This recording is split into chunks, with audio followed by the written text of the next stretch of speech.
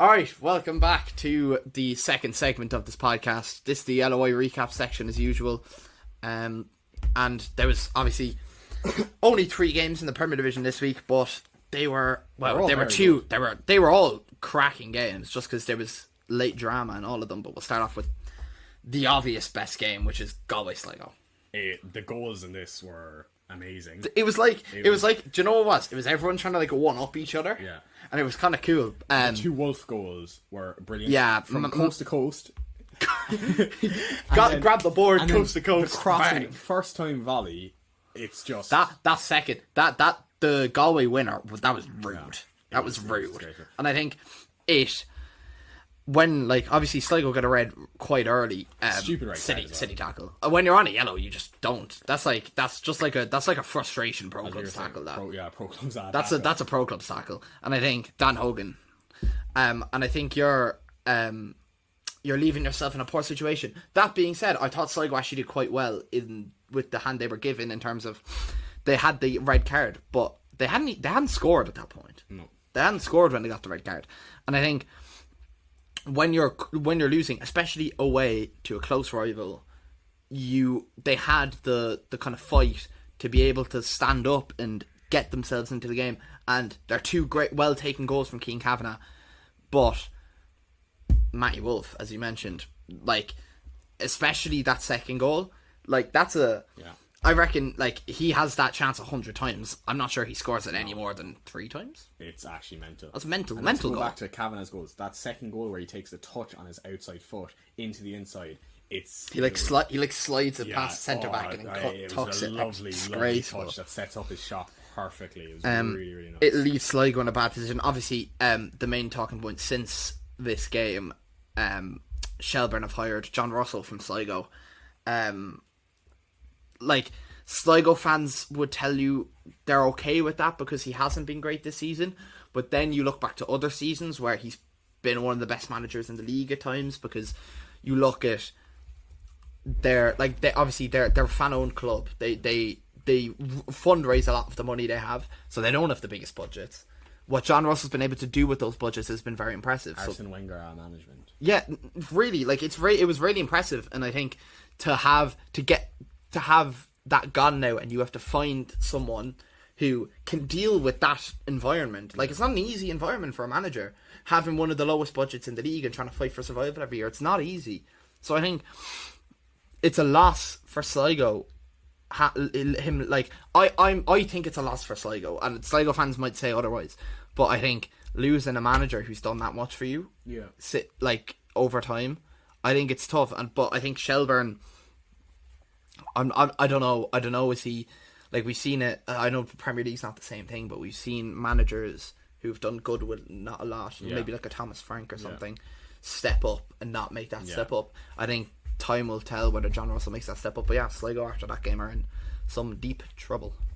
Waterford and St. Pat's next. Waterford were comfortable for a lot of this game. 1-0 yeah, I think they actually surprised me, and I think they've surprised me for the last couple of weeks because they were bottom of the table, but they've put a bit of run of form together, and now they're not bottom. Obviously, Sligo are. The penalty at the end is just silly defending. There was at least 3 penalties. There was at least 3 penalties, and the clearance to out of the box from the Waterford FC defence just passes it straight to St. Pat's again for them to make the ball pass again into the penalty box.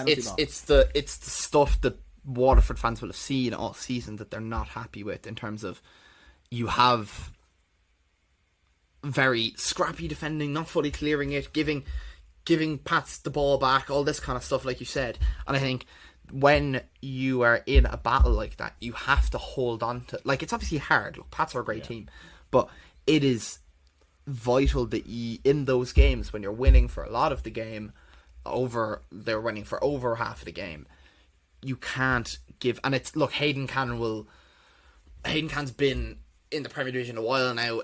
It'll be annoying for him because you don't want to be the dude that ruins it for everyone, right? And maybe that's a bit harsh, but a point, they probably would have taken a point at home to Pats before pre-game. But I think in this game you're ahead for so long, and it's past additional time. Losing in that way is very... Not even losing, just losing the points. Or sorry, not losing. The point. Drawing in that way isn't... 3 points would have helped them significantly. They would have been closer to Drogheda, further away from Sligo. You just need you need to build a...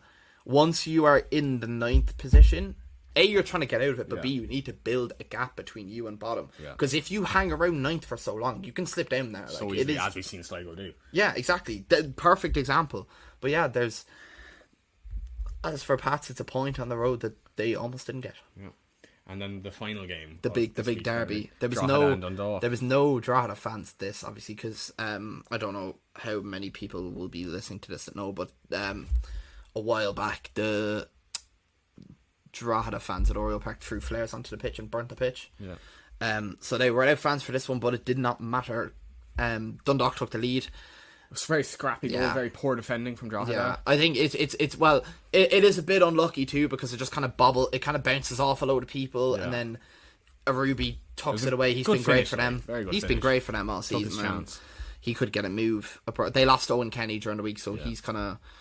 Ruby's having to step up even more than he already was. And I think you're at home, and especially Dundalk have been so good all year, and Drogheda have been very lackluster in terms of the standards they hold themselves to. It's very different to what they've been putting in this year. But when you turn up in a Louth derby, all form goes out the window, and that's a very cliche thing to say, but especially Drogheda needed that. They need to pull away from 9th. They need to make it. And they're catching up to like the more mid-table teams now. Exactly. Like you just need to. You need to put yourself in a safe situation, and I think that win will go a long way. And I think especially the way they did it was amazing, and they're probably one of their most favourite wins this season. I'd say. Onto the homeland. Well, I'll just mention Europe first. Obviously, Derry have been knocked out by CSK Sofia. There was a lot of stuff going on there with controversy. the CSK Sofia's breaking the barriers down and kids having to run onto the pitch to get away from them. It's all a bit messy. I think UEFA have charged them already. I think it's shocking to see that sort of thing, especially happening in Ireland. Yeah, as well. you don't want to see that. You obviously see a lot of rowdiness in the LOI, but like nothing to that. You don't want to see stuff like that happen. Yeah. And I think Derry obviously dropped into the Conference League now. I think they play like Rijeka maybe, or some team like that. Correct me if I'm wrong, but I think they can very easily get through. Like, it's a very doable tie, and you want to see from a neutral standpoint, from a neutral LOI standpoint, you want to see the LOI teams get to later rounds. Shamrock Rovers had a great comeback as well against Floriana. They were 2-0 down from the first leg, and they won 5-1. Their centre back, their starter. Well, he started, and he made a big difference for them. And I think, losing 2-0 to Floriana is a horrible result. Even in Malta, it's a horrible result for Shamrock Rovers. They're miles better. But yeah, they came back and did very well, and I think now they are playing in Andorra, I want to say, in the next round, which would be interesting because obviously they have Cork City, they have us tonight. Well, by the time the game will be done, by the time this is out, so maybe they'll probably play a weekend team, so maybe it gives us a chance. Maybe I'm being too optimistic. Get revenge for last year. And speaking of us, we're equally we're coming off a poor result. It's a poor result, but I don't know, you can look at it in two ways. Is it a poor game or just a poor result? Like Murphy and Fitzpatrick having Fitzpatrick's goal, Cillian Murphy was the star of the show. I think he look, he's not like I'm not going to kid myself. He's not going to be a Cork City for 5 more years. No, he'll be gone some point next year after that. He's an amazing talent. I just we played some of our worst football in this game. But the thing is, we've played worse, but we've got away with it. Yeah. And the difference in this game is Longford played the best anyone's played at Turner's Cross this season. Yeah. And I think when teams come to Turner's Cross in the first division, we give up a lot of chances, but equally we get away with it a lot of the time because they don't have the quality to put those chances away. Whether in this game, Longford were exceptional. They were really good, and I think I have to give Longford credit because They did exactly what they came to do. They came up. They didn't sit back like most teams do, and they lose 1-2-0. They came and attacked City, but they needed to be clinical, and they were clinical. I think the back line of City as well was very poor. Obviously, giving away the pen early. The late goal scored was. It was like they were waiting for the offside flag. It's like you're back in under nines and it's like play the whistle, play the whistle, and they're sat there looking like it's going to be offside. And Ubesia has just keeper in front of him, no threat at all to being tackled. Yeah, it was. To be fair, I'll give Andy Parashif credit. They're 2 great assists for the last 2 goals. They're 2 great balls. Broke the lines very well. And he's a great player. He was at Dundalk, moved to Longford. He's probably like you could argue he deserves another chance at Premier Division football. Would I take him at City? Maybe. I think maybe not to start, but I think he was my man of the match in this game. Yeah. And I think he controlled everything for Longford. And I think when you're coming up against a team like City, you need someone like that, especially when you're going for a win like that. You need someone to just grab a hold of the game and just come and do all the stuff that you need teams to do against big teams. Why is this all the way down? Trying to get to round 23 and it's put a straight. Fat Mom's being stupid.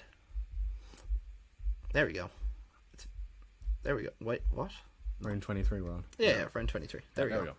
Okay, yeah, so that's that. The other big game in the first division was Bray UCD. Great win for Bray, 6-0. Cold fest and a half.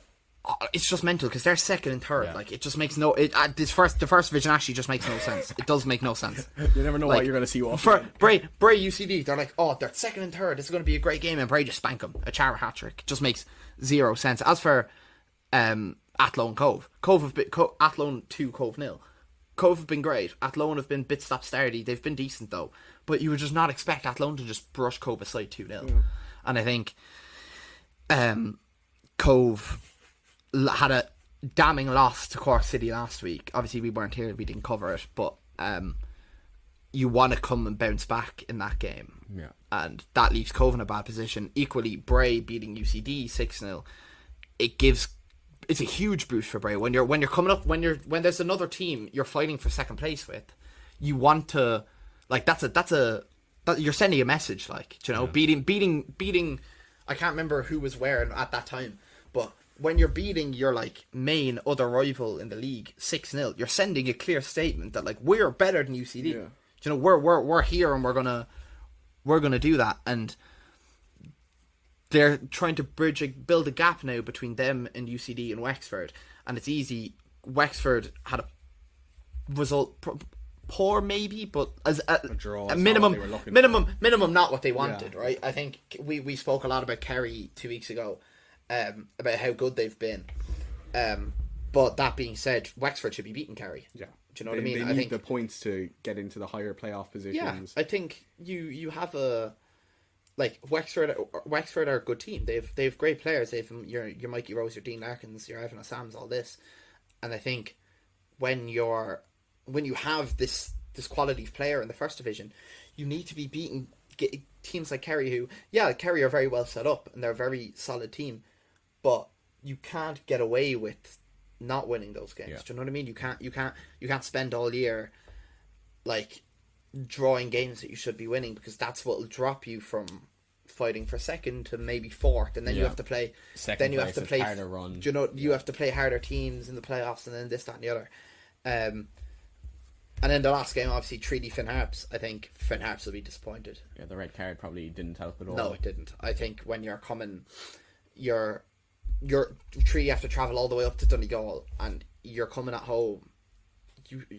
When a team comes that far to play you from the other side of the country, you want to get a result, and you need to get a result. Like Finn Harps don't want to just float in the mid-table and just not really, like, do you know what I mean? Yeah. Like you want to put a run of form together, but if you're putting a run of form together, you have to win those games. You do. You have to win those games, and I think it'll be a test to Finn Harps whether they can put a run together where they can win those games. They're going to push for a playoff spot. Do you know what I mean? Yeah. And I think they'll have to lock in. Like that's the only way I can. That's the only way I can put it. They you just need to win those. Yeah. yeah, so that's about it. I think that was A lot shorter of a week this week. Yeah, there wasn't as many Premier Division games to cover. But yeah, look, we'll be back next week with more of the LOI recap. But yeah, we'll move on to an 11 now. You'll find out what that is in a minute if you're on Spotify. If you're on YouTube, that is the end of the video. See you next time. Like and subscribe.